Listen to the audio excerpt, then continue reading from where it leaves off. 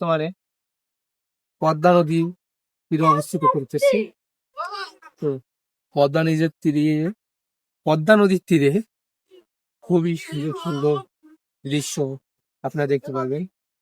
এক ছেলে গোসল করতেছে, আর অপর সাইডে শৈশবের যে স্মৃতিগুলো সেটা এখানে এসে উন্মোচন করতে পারলাম, যা খুবই আনন্দময় ছিল আমাদের শৈশবে। কিন্তু সেই শৈশবটা এখন আর আমাদের ভিতরে নাই।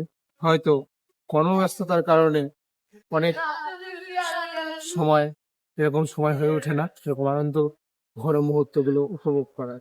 তো খুবই ভালো লাগলো আজকে নদীর পাড়ে এসে ছোট বাচ্চাদের যেই মানে শৈশবের যেই আনন্দগুলো সেগুলো উপভোগ করতে পেরে। ধন্যবাদ জানাই আমার ক্যামেরাম্যানকে।